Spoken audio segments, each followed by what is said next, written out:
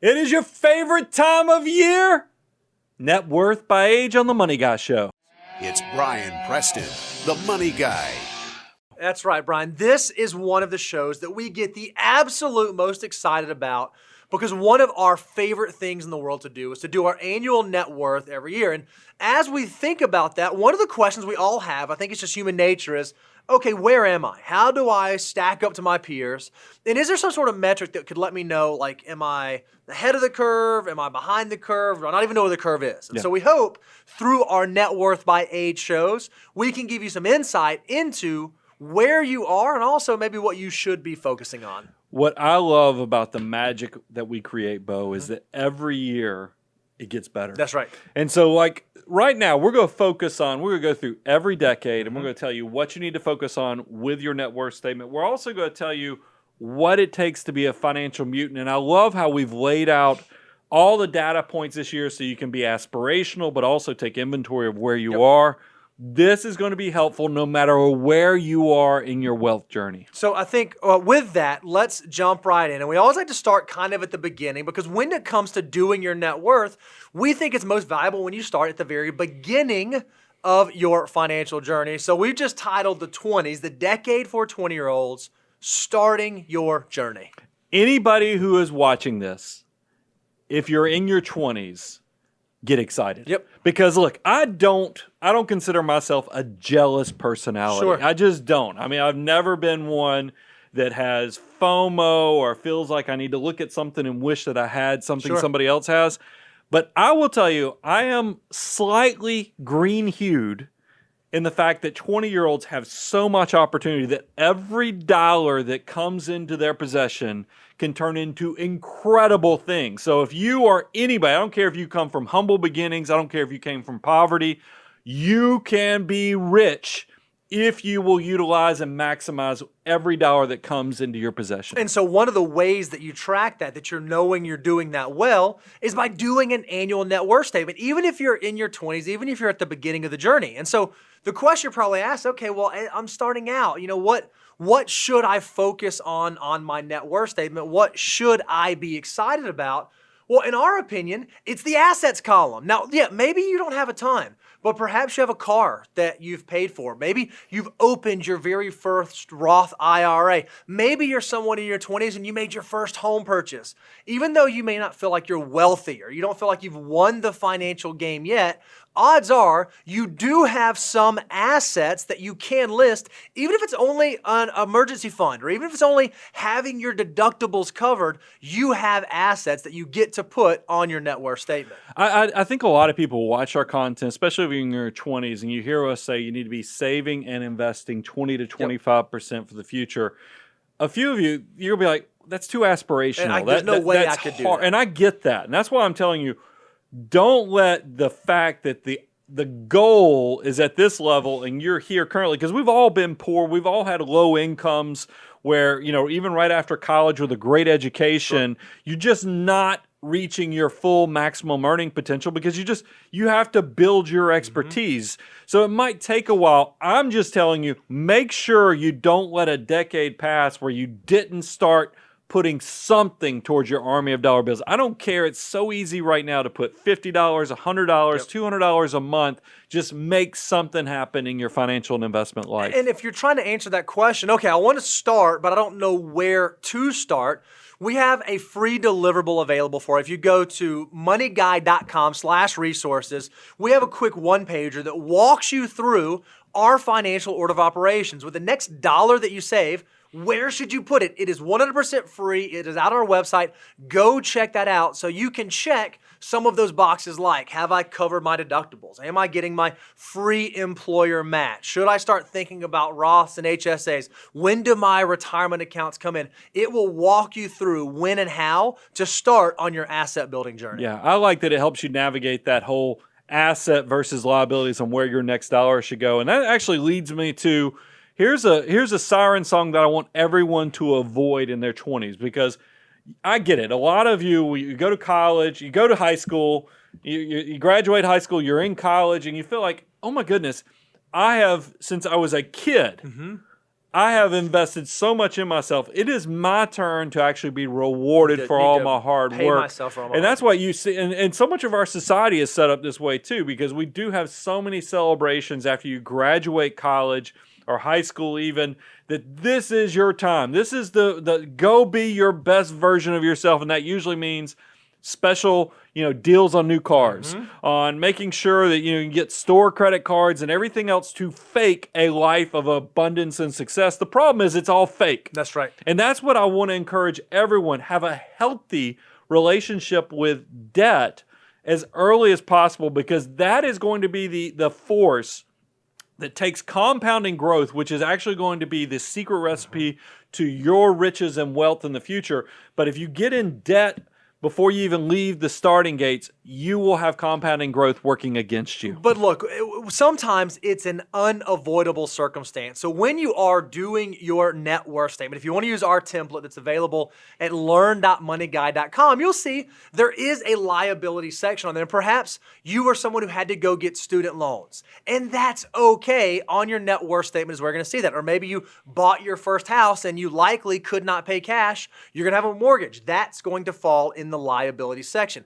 It's like Brian said, you want to make sure that you control the liabilities, but you also understand that some of it is unavoidable. Some of it you're going to have, and that's okay. It's part of your financial journey. So let's give just some guidelines or some guardrails for people. I think student loan debt, you mentioned that, Bo. I always recommend try to keep your student loan debt below what you anticipate your first year salary to be. So if you're somebody who's 18 to 22, you're in the throes of education right now, just be responsible. Or maybe you're somebody watching this thinking of your children who will be in college in a few years. Try to keep that student loan debt under control. Credit card debt. But what do we think about credit card debt? If you have credit card debt, you should have a goal almost immediately, again, as you work through the FU, to knock it out. You should not carry credit card debt. It should be no-go land.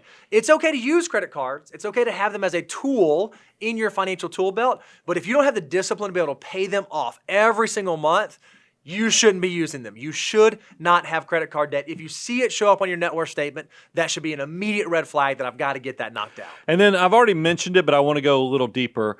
Automobiles are financial napalm, meaning that they will blow up your growth opportunity, because it's not uncommon for young people. I mean, look, I bought my first new to me used car when I graduated because I felt like I needed better wheels when I got out. Fortunately, I only made a $10,000 decision versus what I think a lot of young people are facing now, which could be a $40,000, $50,000, $60,000 mistake. Here's what we tell you. 23.8. Just put this to memory. We want to make sure if you are buying a car, first of all, this is not luxury. This is just normal brands. We're talking about the Hondas, the Toyotas, and the Chevrolets of your life. 20% down. You don't finance for longer than 3 years, and then it can't exceed 8%. The payments can't exceed 8% of your gross income. If you can keep all that in check, you should find that it's a very affordable car payment to your lifestyle. And then there's one other thing that I want you to know. Your investments have to be greater than your car payment. The last thing I want to see is you graduate from college and have an $800 a month car payment and only $150 going towards your investments. I want it to be flip-flop the other way around. And so maybe you're saying, "Oh, Brian, but that's hard. At 23, I don't know if I can do that." Or, "Yeah, I'm saving $50 a month, but man, I can't that new car I want, I can't get the car payment below $50." As cold as this water is, we might make the assessment that, man, it might not be time for you to upgrade that car. That's exactly Perhaps you ought to drive the car that you have or figure out some way to get into a less expensive vehicle so that you can abide by these rules. Because in a moment, we're going to show you how little it takes to have huge success later in your life. But the way that you create that margin is through the discipline of making decisions like, man, okay, maybe now's not the time for the new car. Maybe I'm going to put that off for the future. Yeah, let's actually give them some perspective on how powerful their dollars are. I mean, I think about the fact when you're 18, 19, 20 years of age, it's as little as $100 a month can get you to millionaire status. And I think a lot of people, when they hear me say that out loud, because I've said it constantly and I talk about 88 times over, every dollar has the potential to turn into $88 if you invest early enough. What people miss out of that whole equation is that when you add up, if you took your monthly payment of for a 20-year-old like $95 a month, and multiplied it by the monthly savings by 45 years, you're only investing $51,000. So you're like $1 million, $51,000 invested. That means $950,000 is coming from the growth of the investments. That's exactly right. 95% is going to come from your army of dollar bills. Remember, earlier I said I was jealous. I was green with envy because you have something the rest of us don't have, which is tremendous years and decades of time to let your money work for you. So the natural question that you would be saying is, okay, well, 20-year-olds, Brian and Bo just said, man, they should be so excited. They should be just rocking and rolling. Well, let's take a look at how the average American is doing. So Daniel pulled some stats for us that were fantastic, and this from a number of different sources that we have amalgamated. And this is what we have determined, that the median income for someone in their 20s right now is about $28,000 a year.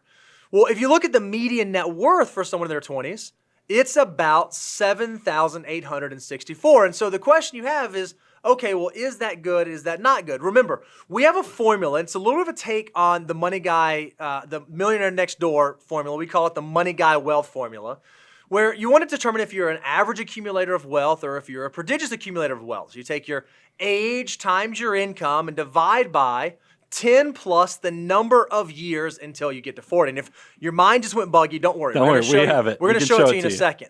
But what we want to show you is if we have a median income for folks in their 20s of about $28,000 a year, then if you want to be an average accumulator of wealth and your income is around that $28,000 mark, this is for a 25-year-old, then your net worth should be about your annual income, about $28,000. Or if you want to be a prodigious accumulator of wealth, you want your net worth to be about double that amount. So someone who's 25, making $28,000 a year, to be a prodigious accumulator, they should have about $56,000 of total net worth. That's investments and equity in your home and automobiles and those types of things that actually at the bottom of your net worth statement, it should be about $56,000. When I look at this data and I see the median net worth for somebody in their 20s is $7,864, in a lot of respects, that's actually a relief for me because I want all of my financial mutants watching this and being like, look, this shows me that despite what social media is telling you, a lot of your peers are just as broke as you. That's now, right. They might have car payments. They might have other things. Might be faking. But use this to look at the data of what the median American looks like and say, this is the reality of the situation. I don't have to fake it. I can actually start letting the financial order of operations do this appropriately, take a little bit of today for saving and investing for the future so I have that great, big, beautiful tomorrow. Let these numbers be motivating to you because you can see nobody's rich around you. So use this as an opportunity to start investing in yourself. So as a reminder, if you want to do these calculations on your own, this is what we call the Money Guy adjusted formula. To be an average accumulator of wealth, you take your age times your income and you divide that by 10 plus the number of years until you get to 40. Now, if you're listening to the 20 section and you're someone in your 40s, you don't get to add the numbers. You just divide it by 10. Well, to be a prodigious accumulator of wealth, you want to have twice that number. So we thought one thing that might be helpful for all of my 20-year-olds out there, maybe you're not by a calculator or you don't like to do math in your head. We just said, okay, let's look at folks from 20 to 29, and let's look at 4 different income ranges. Let's look at someone who makes $50,000, $100,000, $150,000, and $200,000. And you may be saying, oh my goodness, no 20-year-olds make $200,000. No, they do, and you're listening to the show. There's a lot of our folks in high tech that are super, super productive. It is not uncommon. So what I would encourage you to do is if you're out there listening to on iTunes or iHeartRadio or Spotify, we have a chart on the screen, and you just go kind of pick your age. All right, I'm 25 years old, and I make about $100,000 a year. If I want to be a prodigious accumulator, my net worth should be about $200,000. So this will give you an idea of where you stand. And remember, if you're kind of comparing yourself to your peers, the median net worth of someone in their 20s right now is about $7,800. So if you really want to be a financial mutant, your numbers should be closer to the numbers that we're showing. Yeah, I mean, there's a lot of opportunity. I love that we give the range because I know when I was in my 20s, I mean, I think I shared with you guys my starting salary out of college was $28,000. It doesn't mean just because you're not making 200 grand a year in your 20s that you're not destined for greatness. I just think it means we've given you range, maximize your potential, not comparing yourself to others, so you steal yourself that joy. All right, so we talked about the 20s. We talked about starting out your journey. Well, as is with most journeys, as you're on the path, it's not uncommon for things to get a little bit messy. And that's exactly what we call the 30s.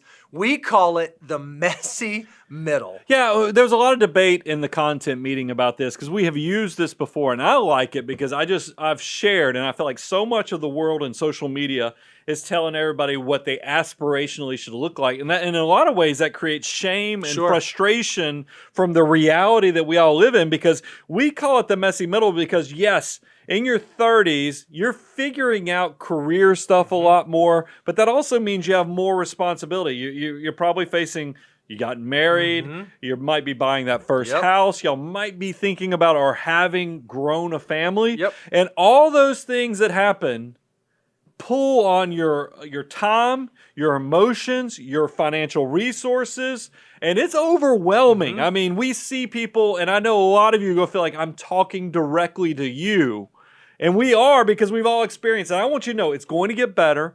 You just need to focus on what you can control and some of the things we're about to cover so that you make it through the messy middle and come out the other side in a much better place. And look, I don't mind sharing. You know, I am actually in this. I'm in the messy middle, right? That is sort of the life that I live in. Sometimes I need a reminder of the journey that I've already come on, because it's easy to get lost in the, you know, crazy day at work, and you come home and you get hit in the face by a couple kids, and it's just like life goes wild.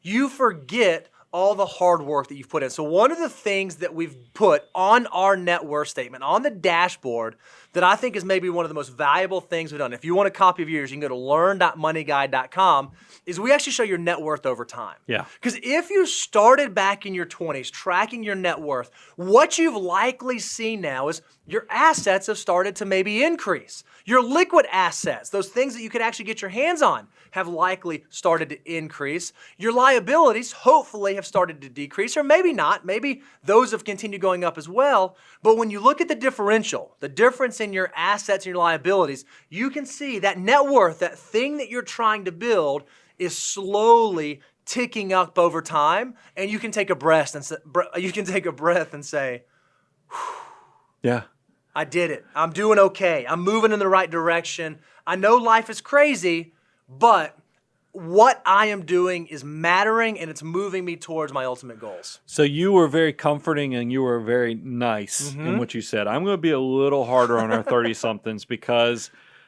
you know, if you went back and watched what I told 20-somethings, I gave them a lot of grace on their savings rates. And I said, look, if you know, we tell you need to be saving and then putting that money to work through investing 20 to 25% of your gross income.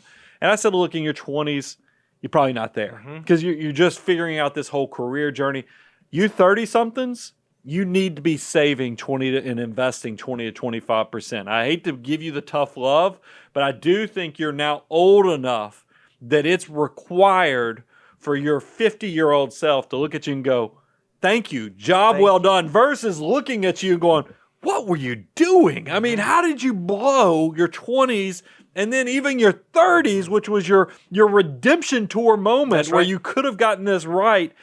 Don't blow this opportunity. You need to focus on saving and investing that 20 to 25% for your future. Now, okay, I'm going to give you the benefit of the doubt and say that the 30-year-olds that I'm talking to, okay, maybe you have been doing those things and you have been moving in the right direction. Well, you know, one of the ways that we love to measure wealth, one of the ways we love to think about our progress is by figuring out what our accumulator score is. And we call it just the Money Guy accumulator score, which is age times income divided by the number of years till you're 40 plus 10.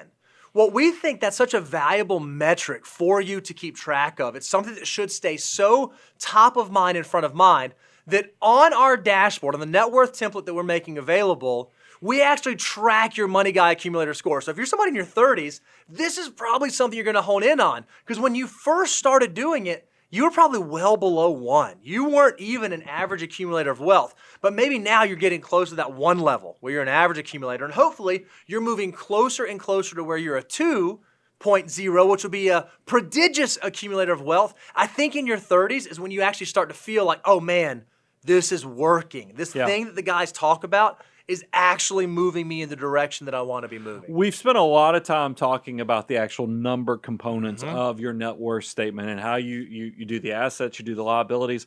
I will tell you, part of the messy middle is because, like I said, you've got a spouse now. You potentially could have a growing family. I'm going to focus on something that's outside the numbers, which is actually the footnotes. If you want to talk about how the net worth is an incredible communication tool for your entire financial household, this is the part, because more than likely you are watching a financial podcast, watching YouTube, you're listening to a podcast, watching YouTube, you're kind of financially nerdy. Sure. I mean, let's just face it. Let's call it what it is. I'm nerdy, you're nerdy. We're all nerdy together. But you probably have a spouse, unless you brainwash them into watching this and enjoying the journey with you, that's not as tied into this whole thing as you are. The net worth is going to be the annual tradition, and using our net worth tool specifically allows you to have a footnote section where not only can you show them the assets and liabilities on the front page, but you can have the footnotes, which is great for the risk management side of it, talking about what assets, what insurance, what other things that just in case something happens to the primary financial person in the household, the other spouse is not left just trying to figure it all out without a roadmap to get there. And look, you're probably saying, all right, I got life insurance, but I haven't done all this other stuff. I haven't done the wills. I'm 30. Odds are I'm not going to die. And if I die, there's enough money there. My spouse will be okay. And we both have life insurance. The kids will be okay. Well, think about, and whenever someone says that to me, I always ask them this question immediately. I say, hey, if something would happen to both of you tomorrow, who would take care of your kids? And oftentimes it's they kind of look at each other and there's like, oh, well, yeah, it'd be my sister. Right? No, my brother. Oh, well, what? And it's this way. And when it's difficult for you to solve that problem on this side of the grave, imagine how difficult it would be for your loved ones to try to figure that out. What I love about having a robust footnote section on my net worth statement is it shows me my deficiencies. Do I have something under life insurance? Okay, check. Do I have disability insurance? Okay, check. Do I have wills, estate documents, important people, important phone numbers? Okay, check. It reminds me of the things I need to not forget every single year. Before we move past this, I would tell somebody, because this is something I've done personally. I've always done this net worth statement so my wife knows exactly what we have going on financially. We've also now married this to a password management app so that we can share our passwords, so that if something ever did happen, she could actually take my net worth tool that we use. We use the same one that we're offering to you guys on learn.moneyguy.com, and you can use that as the roadmap and then have those apps connected in a shared folder, so then your spouse has access to all those accounts. That is, I'm telling you, that's gold to make sure that you have good communication as well as access to everybody in your financial household. Now, I don't think I've ever heard you call it this before, Brian, but you said the 30s, the messy middle, was the redemption tour. Yeah. It's where, okay, maybe you didn't get serious in your 20s, but you still have time. Here's why you still have time. Remember, for a 20-year-old, if they want to be a millionaire by the time they get to 65, they got to save about $95 a month. Well, if you wait until you're 30 years old, it's still doable. Yeah. You can't save $95 anymore to get there. You have to save $270 a month.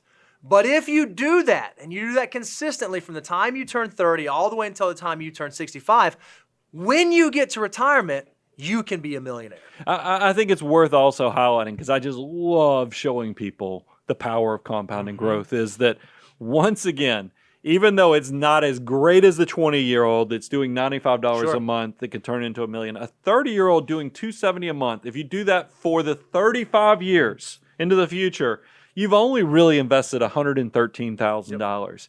So to turn $113,000 into $1 million means that 89% of the growth of the millionaire status actually comes from your army of dollar bills working for you, harder than your hands can, harder than your back, your brains.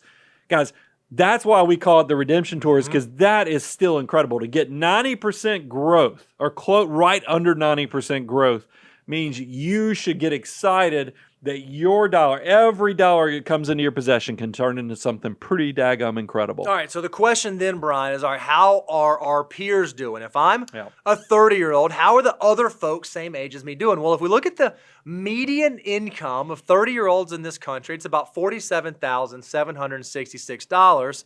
And if you look at the median net worth, it's about $45,000 or so. So remember, we have these formulas that we love, age times income divided by 10 plus the number of years until you get to 40. So if we just use this $47,000, almost $48,000 income, and we assume someone is 35 years old, to be an average accumulator of wealth, you would need to have saved about $111,000 of total net worth. Or if you want to be a prodigious accumulator of wealth, you would want about double that amount at $223,000. Again, the way that we arrived at those numbers were through these formulas. Age times income divided by 10 plus the number of years until you get to 40. When you had the avatar up, he was a nerdy looking guy.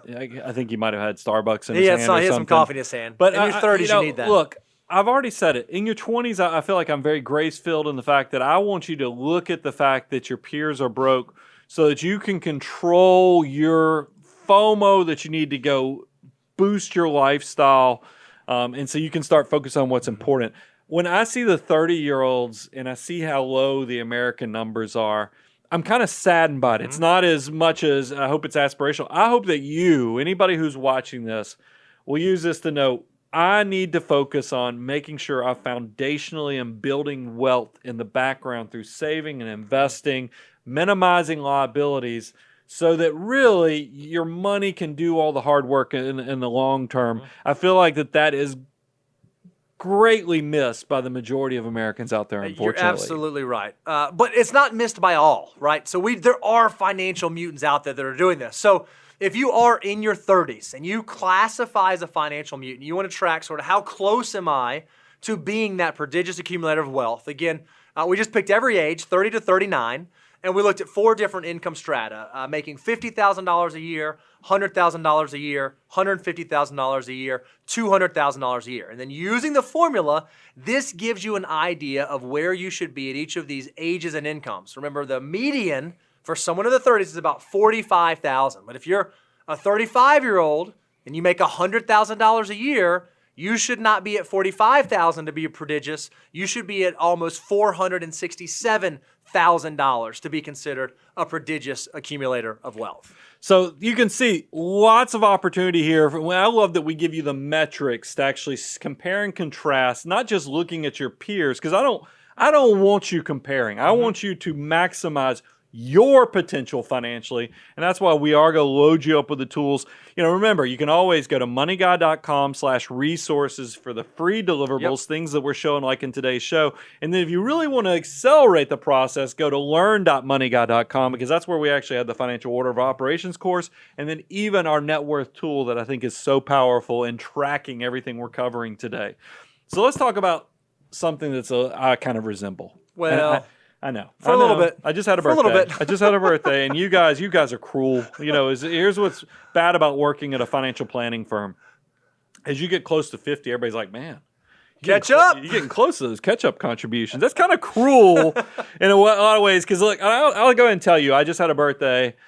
It doesn't bother me that I got a year older. I do think when I cross that into that 5th decade, though, that it's going to feel... It's going to be something different. Is will that be the 6th When decade? you cross into your 50, that's a better way to say it. I get confused because man, that might even be more depressing to say it that way. But it is one of those things where this is what I call the fork in the road moment. Now, I think you guys like picking on this, and since I've gone through it, I can kind of express it because I'm old enough that I've seen people who are excited to embrace their age and what their money has become, what they've done with their resources. Sure. And then I've seen people who've gotten what I call the bitter train, where they've made very bad decisions in the past, and it is in your 40s that you kind of had the midlife crises because you realize, oh my goodness, I don't love what I do. I don't like where I've ended up.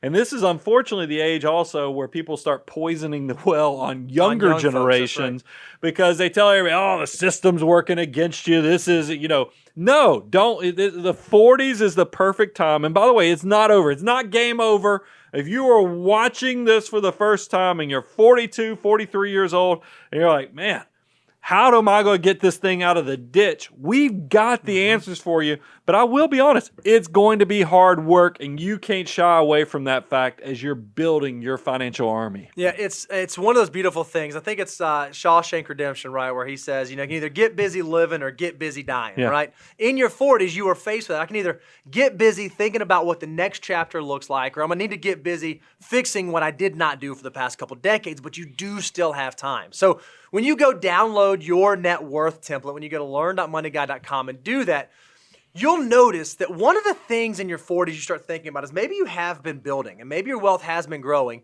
and you've reached that critical mass that we often talk about where perhaps instead of just using a few index funds or instead of just focusing on target retirement index funds, you start recognizing there are benefits to be had, not just from asset allocation, how you spread out your assets, but also asset location, what types of accounts you hold your assets in and what types of accounts you're building. We call that a bucket strategy. We call those your 3 buckets. And one of the things we think as you transition through your wealth building journey that you want to keep an eye on, and we put it right front and center on our dashboard, is your tax buckets. How much money do I have in tax-free investments? Those are like your HSAs and your Roth IRAs. How much do I have in after-tax? That's like my bridge account, my joint account, or my individual account, or my trust account. And then how much do I have in tax-deferred, in 401ks, 457s, 403bs?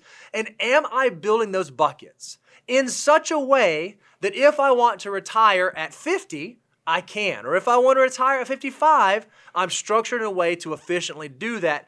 Monitoring your tax buckets each year when you do your net worth statement will inform you as to the best way you ought to think about accumulating wealth in the year to come. Yeah, you said it in several ways. I just want to kind of bring it back in the fact that this does impact tax efficiency because realize there's very few things you can control out there in the macro economy, but you can control fees paid as well as taxes paid. So be smart about it. And what I like about this is also is a liquidity thing, because if you do have people that think they're part of the FIRE movement and they're going to retire early, or you're somebody who just needs to have liquidity because you're paying cash for your cars and other big purchases, you need to know how much of your money is where in the tax buckets. This is why it's so powerful that we actually put this tool on our net worth statement, because it does let you get a dashboard view of what can I get access to when, because this is the part I'm hoping that all my 40-somethings, you've been doing this long enough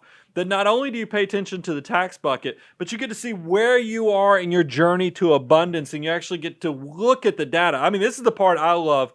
I started tracking my net worth 2006. That's a long time ago. So we got 15 years. A lot of data. But we have associates here, primary advisors here, who started the year after college that are not too much younger than me. Sure. I'm jealous. I mean, because it is so cool to look at your journey to abundance, because, Bo, we were talking about this in show prep, and I want you to cover it a little bit more. We talk about looking at your net worth, but then comparing that to the Millionaire Next Door formula. Because in your 40s, by the way, it is the full Millionaire Next Door formula. Right. It's no longer adjusted for the money guy stuff for all the people under 40, where you can say, am I an average accumulator of wealth? Am I a prodigious accumulator of wealth? It's all going to be here on your journey to abundance. And what I think is great is, we like to focus on that point in time. Okay, right now, if I take my current age and my current income and I multiply those and I divide that by 10, okay, that's my current score. But what I think is really great when you get into your 40s and when you do have that data is you can see, am I improving that? Well, maybe in my early part of my journey, I was starting out. I wasn't an average I wasn't a wealth accumulator at all. I was negative. I didn't have anything going on. But then as I began to build and as I began to watch my net worth statement become more and more mature, not only did I move towards being an average accumulator of wealth, but I crossed that threshold, and now I'm actually working towards being a prodigious accumulator of wealth. In your 40s, you can actually make sure that the decisions you're making are truly moving you in that direction.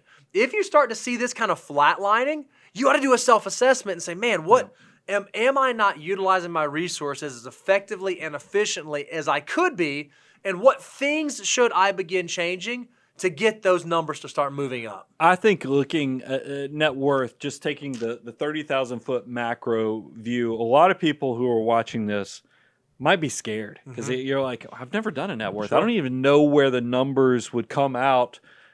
Don't not do it because you're fearful, because I'm telling you guys, if you will just go through this exercise, it's going to be very powerful for multiple reasons. First of all, if you're behind, wouldn't you rather know now while you still have more time to adjust course, correct it, and save more, invest more? It's much better to figure it out today than to let another 2, 3, 5, 10 years go in the future where the situation becomes harder and even more dire.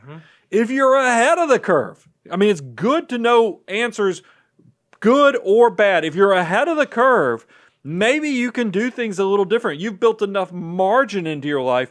Realize your 40s, this is, Bo and I disagree a little bit because I'm older, I'm wiser. I know this stuff. I'll give you the first Once you're over 45, if you've checked all the boxes on some of the other things you're supposed to be doing in the financial order of operations, maybe you are simplifying your life by paying off that low interest debt. You'll never know the answer to those things, though, unless you're tracking, creating the metrics to know where you are in the financial order of operations, or even to review your net worth annually. So don't skirt your responsibility to do this exercise every year. And look, I like to give you a hard time about being in your 40s, being old, blah, blah, blah. It's not actually true, because your dollars do still have a lot of juice left in them. If you were just thinking about, okay, maybe I'm not starting from zero, maybe I want to have another $1 million by the time I retire and I'm 40 years old. If you can save $780 a month, starting at 40, all the way until you get to 65, that would be the equivalent. That would build to another $1 million by the time that you retire. So even if you think about all that money you would save, that 780 times those number of years, you'd have about $234,000 you've put to work for you that will turn into $1 million. It's still remarkable at how powerful your dollars can be, even if you're not at the very beginning of your financial journey. Well, I mean, think about this. I mean, we have talked about, yes, 20-year-olds, they have 95% growth opportunity. The 30-year-olds, 89. 77, still strong. Still I mean, I would Still put really that on a T-shirt and go 77% growth. I mean, we're still kicking. So, I mean, that's why I'm telling you, when I mentioned redemption tour for 30-year-olds, there's still time on that redemption tour. The train has not fully left the station, even for my 40-somethings. Get excited. Maximize what you can do today to build that great, big, beautiful tomorrow still. Okay, so let's see, how do we compare to our peers? So if we look at the average American in their 40s. Daniel. I mean, did he go find this is a librarian. Daniel, this is what he thinks of people in my age group. Keep going. I'm sorry. The median income for someone in their 40s right now in this country is about $51,000. Median net worth, about $145,000. So we've now crossed into six-figure land, which is great.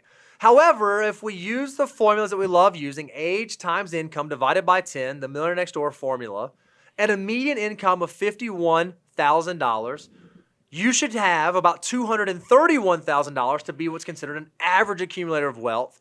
Or if you want to be a prodigious accumulator of wealth, you should have about double that number. So for a $51,000 income earner, you should have about $463,000 of total wealth accumulated.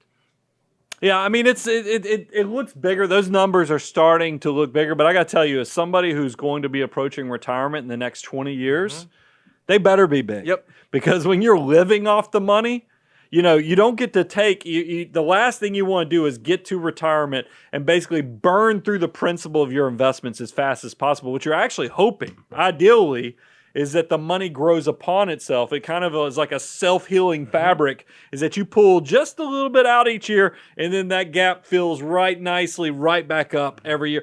That is important. So those numbers, I don't know. I think it's important that we have people who go through the formula to see where they compare, and that's why I'm glad we've created resources so they can compare their personal life to where they should be. And we're going to even take that a step further, because we know that you guys out there are financial mutants. And so we have a listing of all of our folks in their 40s, from age 40 to age 49, looking at different income strata, $50,000, $100,000, $150,000, and $200,000. So if you know that I'm a 45-year-old, and I make $100,000 a year, if I want to be a prodigious accumulator of wealth, I should be approaching millionaire status. I should have at least $900,000 accumulated now. Remember, The median for 40-year-olds right now in this country is about $145,000.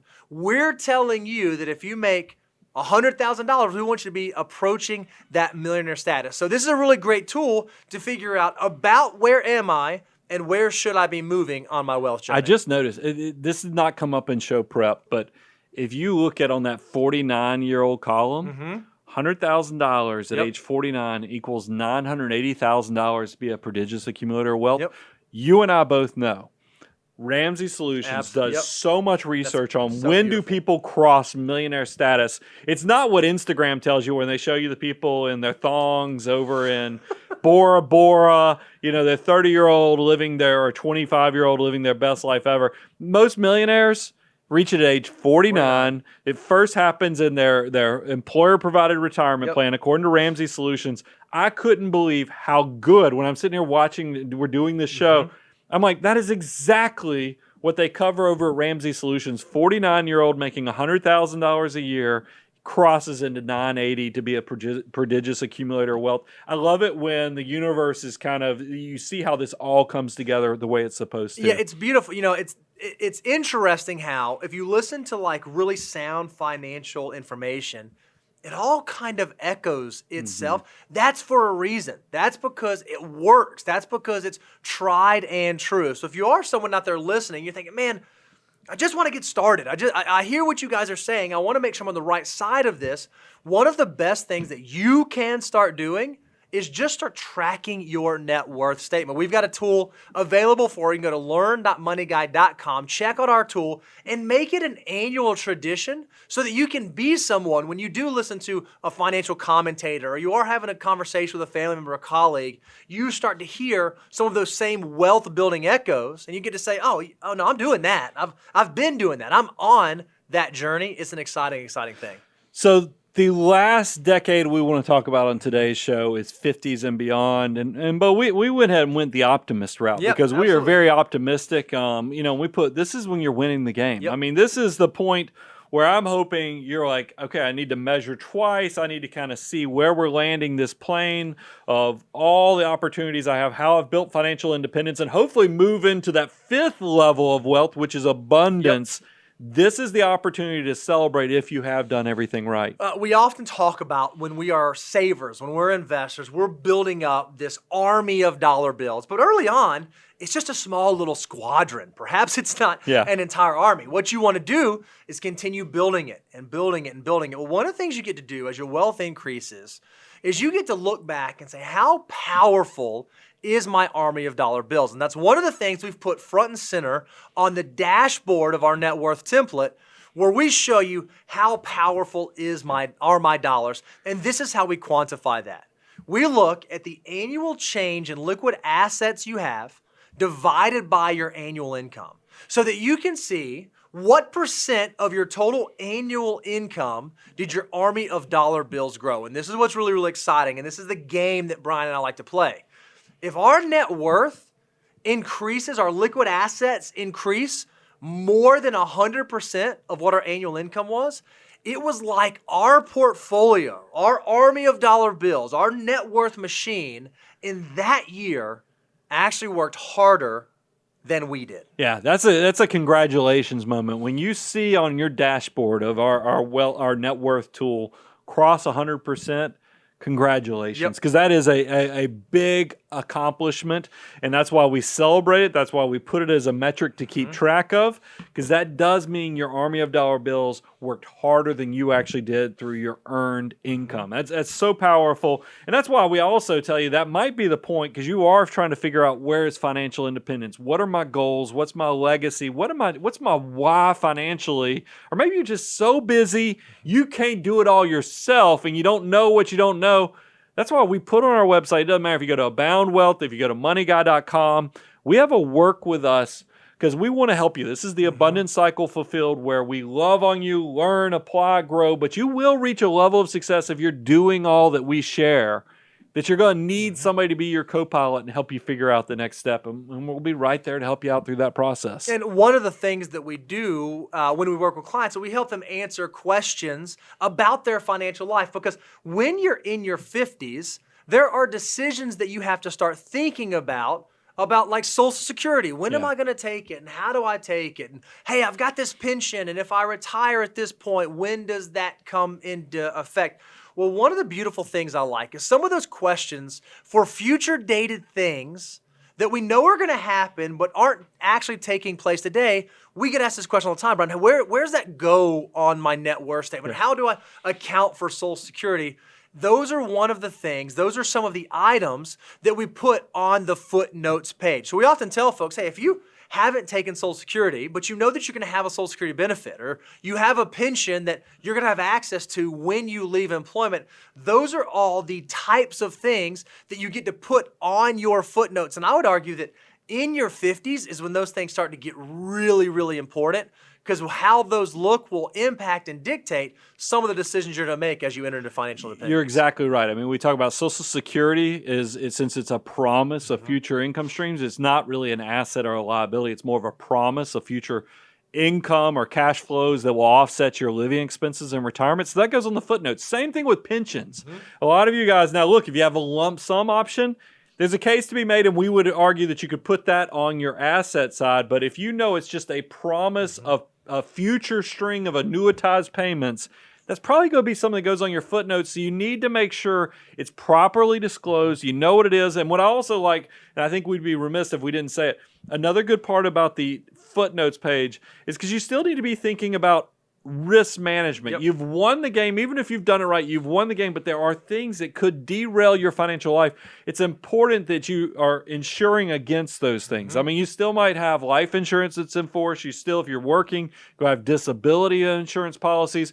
This is the appropriate place to disclose it to your loved ones, as well as just to keep track of everything. One of the things that happens with a number of my clients in their 50s, when I'm kind of working through this and they send me their net worth statement, I'll see something about, hey, we just did this exercise. We determined that you guys are financially independent. But when I look at your footnotes, you guys are still spending money on this life insurance. You don't need it anymore, right? Yeah. There might be a time where your footnotes might remind you of things that needed to be there in the past, certain types of insurance, certain types of protection, certain types of risk management that perhaps you've graduated beyond. If you're doing this exercise every single year of listing this out, putting it down on paper, and keeping track of it, it will remind you of those things you need not to forget. And don't mishear us. We're not saying if you are financially independent and have life insurance, just quit making your payments. No. That's actually one more reason why it's a better measure twice moment. And that's why we love helping our clients figure out how do you gracefully and appropriately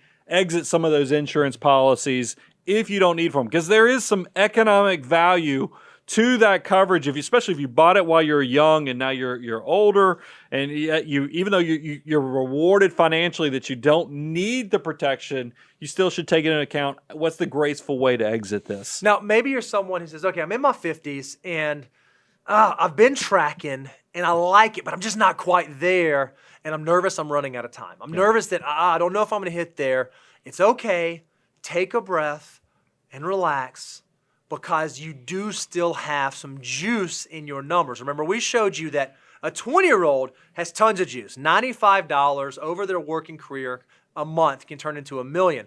Well, for you, you can still, if you wanted to get to $1 million, right, from 50 to 65, you'd have to save about $2,500 a month. But if you were to do that every month, by the time you got to retirement, about 55% of that million would be your army of dollar bills working for you. So maybe you don't have $1 million shortfall. Maybe you have a $500,000 shortfall. Maybe you have a $250,000 shortfall. Over half of that could be funded by your army of dollar bills working for you, even if you don't figure that out until age 50. There's still a lot of juice in those dollars, in those soldiers for you. The ding, ding, ding moment for me was still 55% is going to come from the growth of your investments. That's powerful. Don't let somebody fill your glass up and you call it half empty. You still have an optimistic opportunity here to let your army of dollar bills go to work for you. So don't give up. Get to work. You still have time to make things happen. All right, so let's look at how do Americans in their 50s do? Well, if we look at the median income for Americans in their 50s right now, it's about $54,000 per year. Median net worth, about $182,000. But if you subscribe to our wealth formulas, the Millionaire Next Door formula, age times income divided by 10, and you assume someone's 55 making $54,000, they should be a touch under $300,000 of net worth to be an average accumulator, or to be a prodigious accumulator, they should be about double that amount at just under $600,000. But just looking at the median or the typical American, that's not going to do it anymore. No. We are now close enough to finding financial independence, to leaving the workforce.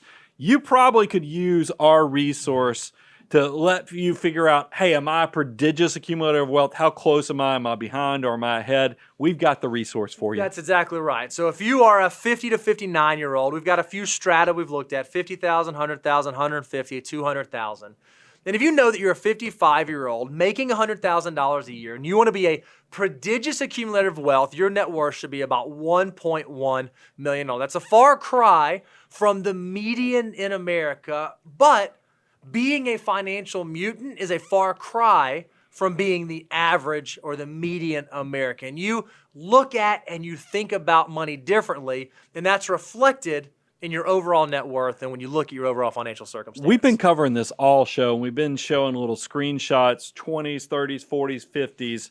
Guys, you're going to think that, because this is latter part of the year as we're recording this, you're going to think we got a bunch of elves in the background working on all this, because we not only have created the net worth tool that is it's the same tool we're now using for our own financial tracking. We've also created a free deliverable. All you have to do is go to moneyguy.com/resources. It's called the Prodigious Accumulator of Wealth by Age, where you can actually do exactly what we talked about from 20 all the way to 59 years of age. Compare it to your income, and then you can compare that to your net worth. You can know exactly, are you ahead of schedule, behind schedule? We've created the resource that will make this easy for you. Brian, we get asked this question all the time. Hey, I understand you guys are like financial gurus and you're advisors and yada, yada, yada. If you were just going to give me one piece of advice, what would be that one piece of advice? I think probably the first thing I'd say is, start saving and investing.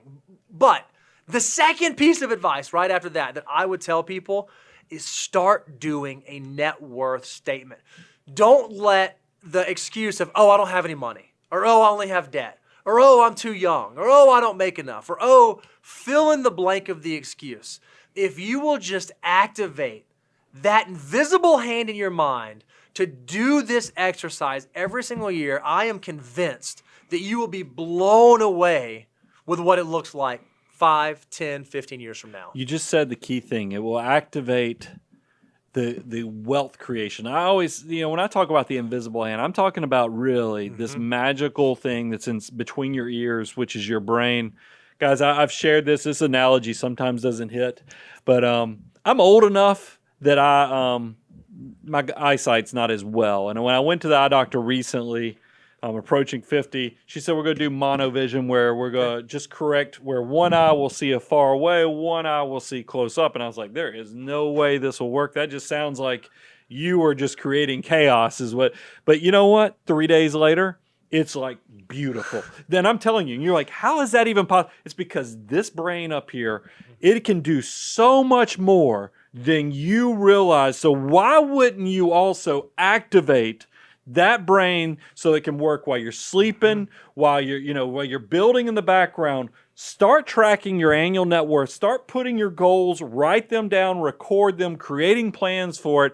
And I think you're going to wake up 3 years in the future, 5 years in the future. You're going to look back and go, holy cow, those guys are right. And it's not magical. It's just how powerful. We talk about how powerful your dollars are. Wake up that invisible hand, because your brain is that powerful too. You're missing out if you don't take advantage of all the resources we've created. moneyguy.com/resources is all the free stuff. If you actually want to accelerate and go beyond just the free stuff, I want you to go to learn.moneyguy.com. We actually have the financial order of operations course that will tell you what to do with your next dollar, as well as now brand new, a net worth statement tool that not only helps you track, because everybody, you can go download a free template in Excel or Sheets that will do this.